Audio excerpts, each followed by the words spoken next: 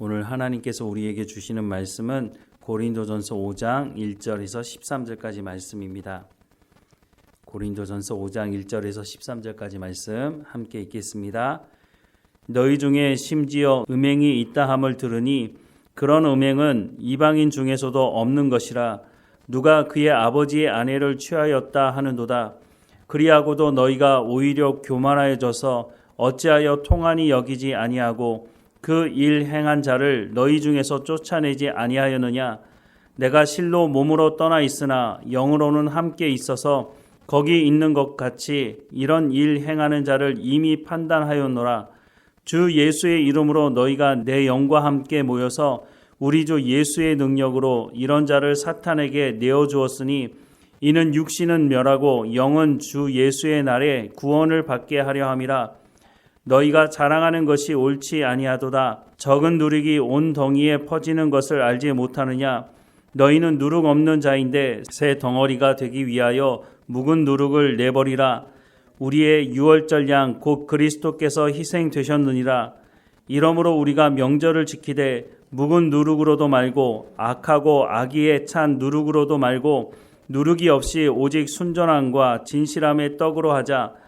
내가 너희에게 쓴 편지에 음행하는 자들을 사귀지 말라 하였거니와 이 말은 이 세상에 음행하는 자들이나 탐하는 자들이나 속여 빼앗는 자들이나 우상 숭배하는 자들을 도무지 사귀지 말라 하는 것이 아니니 만일 그리하려면 너희가 세상 밖으로 나가야 할 것이라. 이제 내가 너희에게 쓴 것은 만일 어떤 형제라 일컫는 자가 음행하거나 탐욕을 부리거나 우상 숭배를 하거나 모욕하거나 술 취하거나 속여 빼앗거든 사귀지도 말고 그런 자와는 함께 먹지도 말라 함이라.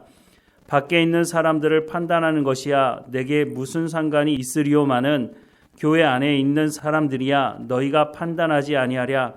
밖에 있는 사람들은 하나님이 심판하시려니와 이 악한 사람은 너희 중에서 내쫓으라. 아멘. 오늘 말씀에 보면 이런 일이 고린도 사회에서도 보기 쉽지 않은데 어떻게 고린도 교회 안에서 이런 일이 있느냐라고 말씀을 하고 있습니다. 1절 말씀에 보면 너희 중에 심지어 음행이 있다 함을 들으니 그런 음행은 이방인 중에서도 없는 것이라. 누가 그 아버지의 아내를 취하였다 하는도다 라고 말씀을 하고 있습니다. 고린도 사회에서도 보기 쉽지 않은 일이기 때문에 그런 일이 어떻게 교회에서 일어날 수 있느냐라고 고린도 사회 사람들까지 충격을 받을 수 있는 일이다라고 말을 하는데 그 일이 어떤 일이냐. 누가 그의 아버지의 아내를 취하였다 하는도다라고 말씀을 하고 있습니다. 아버지의 아내라고 말하는 걸 보니까 아마 친어머니는 아닌 것으로 보입니다. 아마 첩이 아닐까 싶은데요. 고린도 사회가 성적으로 문란하긴 했지만 어떻게 교회 안에서 이런 일이 일어날 수 있느냐라고 말을 하는 것이죠. 오늘 교회에서도 가끔 이런 일이 있죠. 세상 사람들이 보기에도 아니 어떻게 교회에서 그런 일이 일어날 수 있습니까? 라고 묻는 일들이 있는데 대표적인 일이 세습이라고 할 수 있습니다. 물론 세상에서도 기업을 세습하는 일이 있습니다. 그것도 대기업을 세습할 때는 문제가 심각하죠. 그래서 그 세습이 문제가 있다. 이런 부분들을 뉴스에서 말하기도 합니다. 그런데 교회에서 뭐라고 말합니까? 교회의 머리가 예수님이라고 말하는 그 사람들 안에서 어떻게 교회를 세습할 수 있느냐? 세습을 한다는 것이 물론 교회가 너무 어려워서 담임 목사를 청빙할 수가 없는 상황에서 세습이 이루어질 수도 있죠. 제가 아는 어떤 목사님 중에서도 그런 경우가 있는데 그런 세습을 말하는 것은 아니죠. 대형 교회에서 권력을 가지고 재정적으로 풍성한 그런 교회에서 자기의 자녀에게 교회를 물려주는데 이유가 뭡니까? 자기가 가지고 있는 그 권력과 그 재정적인 영향력을 손에서 놓고 싶지 않은 것 아닙니까? 누가 뭐라 그래도 그것은 문제가 있는 것이죠. 그런데 이런 일을 행할 때 교단의 헌법도 무시하고 편법을 사용하고 자신들과 관련된 사람들을 동원해서 이 세습을 합법화 시키려고 하는 사람들이 있다고 하는 것이죠. 이것이 문제가 되니까 심지어는 공영방송 뉴스에까지 이 세습의 문제를 다루는 것을 볼 수가 있는 것입니다. 아마 바울이 이 모습을 봤다면 이런 일이 이방인 중에서도 없는 것인데 라고 책망을 하지 않을까 싶은 생각을 합니다. 그런데 이런 문제를 일으킨 사람들의 공통점이 있다고 말씀을 하고 있는데 2절 말씀을 보면 그리하고도 너희가 오히려 교만하여져서 어찌하여 통한이 여기지 아니하고 그 일 행하는 자를 너희 중에서 쫓아내지 아니하였느냐라고 말씀을 하고 있습니다. 세상에서도 보기 쉽지 않은 일이 교회에서 일어나는 것을 보면서 너희가 어떻게 그 사람들을 그냥 내버려 두느냐라고 말하면서 이렇게 문제를 일으킨 사람이나 교회 안에서 이것을 권징 삼지 않는 사람들이나 공통점이 있다고 말씀을 하고 있는데 그것이 바로 교만이다라고 말씀을 하고 있습니다. 교만한 사람이 특징이 있죠. 교만한 사람들은 자기 주장은 맞지만 다른 사람들의 주장은 틀리다고 말하는 것이죠. 자신이 말하는 것은 맞고 다른 사람들이 말하는 건 다 틀렸다. 그렇게 말하는 사람들, 그러니 하나님의 말씀을 듣겠습니까? 자신의 생각과 맞지 않으면 하나님의 말씀도 다 틀렸다고 말하는 사람들입니다. 나한테 유익이 되는 것은 맞고 나한테 불이익이 되는 건 다 틀리다고 말하는 사람들이 교만한 사람들이죠. 이런 사람들에 대해서 권징을 하지 않는 그 교회도 교만하다라고 말하고 있습니다. 하나님의 말씀에 순종하지 않고 죄를 짓는 사람들을 교회에서 그냥 내버려 두라고 말하고 있습니까? 그렇지 않죠. 예수님도 분명히 그런 사람들을 향해서 권징하라고 말씀을 하고 있습니다. 앞서 우리가 봤지만 교회에 분쟁을 일으키고 화를 나누었던 사람들의 특징도 교만함이었습니다. 그 사람들도 자기 주장이 맞다고 생각을 하고 편을 가르는 것이죠. 내 말을 듣는 사람들을 모아서 다른 사람들에게 공격하는 데 사용하는 사람들이 바로 교만한 사람들이었다고 하는 것이죠. 그런데 참 이상하죠. 이렇게 교만한 사람들은 하나님의 말씀을 듣지 않는데 물론 자기 주장이 맞다고 생각을 하긴 하지만 거짓 복음에는 어떻게 그렇게 쉽게 거짓 복음을 받아들이는지 참 놀라울 정도입니다. 저도 목회를 하는 현장에서 이런 일들을 감적적으로 직접적으로 경험하게 되는데요. 아무리 하나님의 말씀을 가르치고 아무리 하나님의 말씀을 듣고 회개하고 돌이키라고 말해도 듣지 않습니다. 심지어는 하나님의 말씀을 전하는 목회자를 직접적으로 공격하기도 하죠. 하나님의 말씀을 전하는 목회자를 공격하는 것에 대한 두려움이 전혀 없습니다. 하나님의 말씀도 듣지 않은데 하나님을 두려워하는 마음이 있겠습니까? 바울은 이런 사람들에게 권징할 것을 말하고 있습니다. 왜냐하면 썩은 부분을 도려내지 않으면 다른 부분까지 썩어 들어갈 수 있기 때문에 고린도 교회를 향해서 이런 사람들을 교회에서 출교시키라고 말하고 있는 것이죠. 왜 권징하지 않고 이런 일을 덮어둘까요? 왜 고린도 교회는 이런 사람들을 향해서 권징하지 않고 교회에서 출교시키지 않고 그냥 덮어두었을까요? 어쩌면 이런 사람들이 교회에서 상당한 영향력을 미치는 사람이었을지 모르겠습니다. 오늘 교회에서도 마찬가지인데요. 보통 이런 사람들이 어떤 사람들이냐? 교회에서 헌금을 많이 하는 사람일 가능성이 높습니다. 그래서 분명히 이것이 문제가 있는 것임에도 불구하고 그것에 대해서 권징을 하지 않습니다.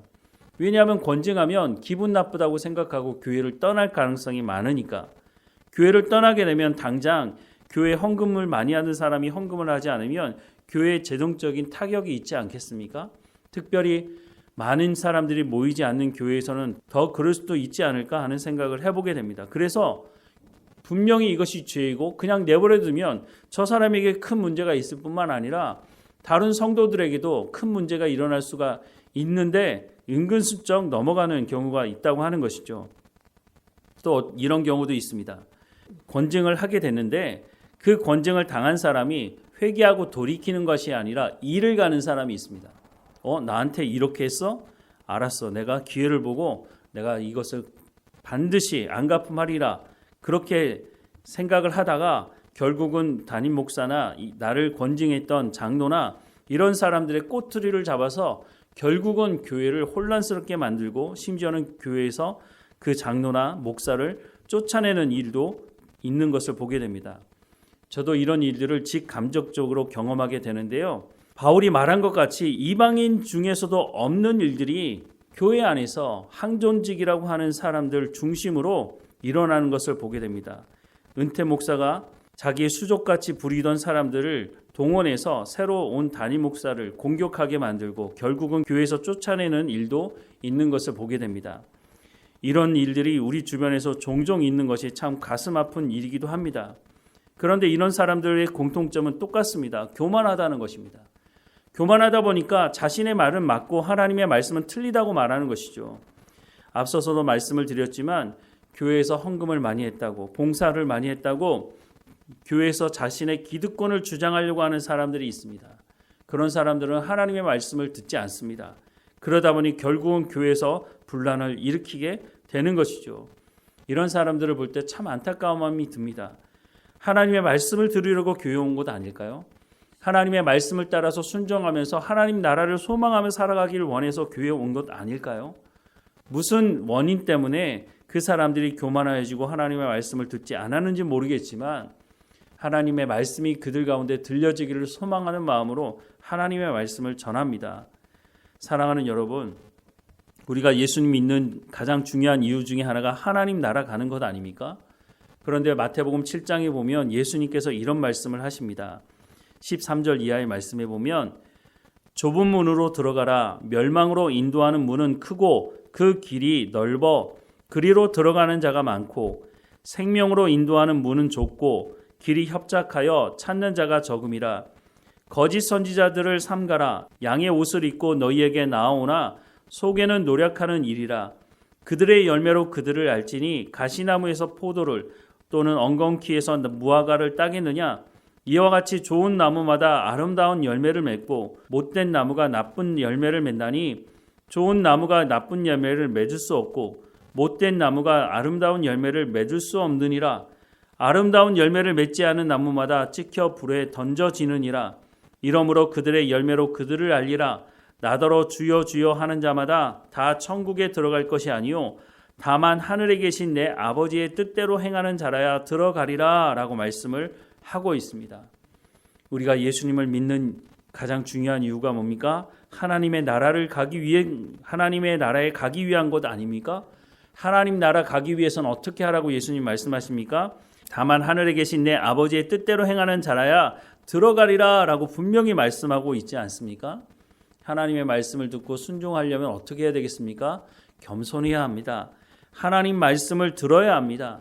그 말씀이 회개하라는 말씀이든지 나를 위로하는 말씀이든지 어떤 말씀이든지 하나님의 말씀이라면 그 약속의 말씀을 붙들고 살아가야 한다고 하는 것입니다.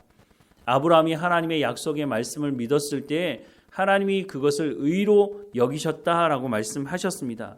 그런데 하나님께서 말씀하실 때마다 아브라함의 그 상황이 좋은 상황은 아니었습니다.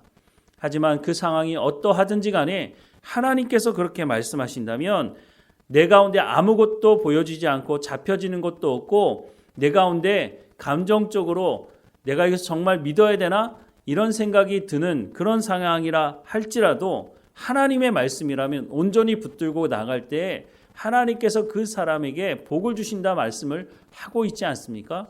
그런데 하나님께서 복을 주시고 나서 믿으라고 말하는 것이 아니라 믿으면 복을 주겠다고 말씀하고 있다고 하는 것을 기억해야 하는 것입니다. 그러니까 겸손해야죠. 겸손하지 않으면 하나님 말씀 들을 수 없습니다. 아무리 내 죄에 대해서 지적하고 건징하면서 자숙하라고 말해도 그것이 죄인 것을 알아야 우리가 그것을 받아들일 수 있지 않겠습니까? 그런데 어떤 사람이 받아들일 수 있습니까? 겸손한 사람이 받아들일 수 있다고 하는 것이죠. 사랑하는 여러분, 우리가 주님 나라 갈 때까지 주님 말씀 앞에서는 늘 겸손해야 합니다. 그 말씀이 어떤 말씀이든지 하나님께서 내 가운데 하시는 말씀이라면 들어야 하는 것이죠. 그래야 우리가 하나님의 나라를 이 땅에서부터 살아갈 수가 있는 것입니다. 어떻게 진리가 우리를 자유케 하고 세상이 줄 수 없는 평안함을 누릴 수 있습니까?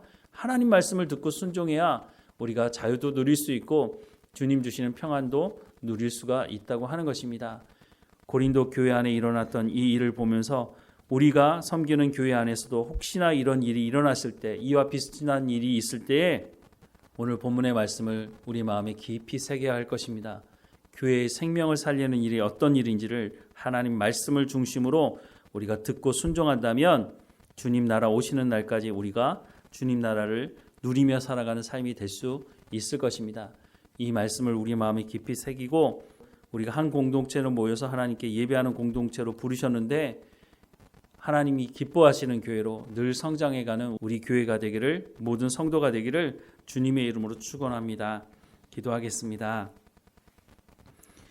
사랑하는 하나님, 다만 하늘에 계신 내 아버지의 뜻대로 행하는 자라야 하나님의 나라에 들어갈 수 있다고 말씀하시는 이 말씀을 우리 마음에 새기게 하시고, 하나님, 우리가 한 공동체로 모여 예배할 때 연약함을 가지고 죄 가운데 빠져있는 성도가 있다면 서로 권면하며 우리가 함께 하나님의 나라를 이루어갈 수 있는 공동체로 불러주셨으니 한 사람도 예외 없이 모두가 다 하나님의 나라에서 우리가 함께 즐기며 함께 주님을 찬양하는 자리에 쓸 수 있도록 하나님 우리를 인도하시고 늘 날마다 성령의 충만함으로 각 사람 가운데 하나님의 인도하심을 경험할 수 있도록 인도해 주옵소서.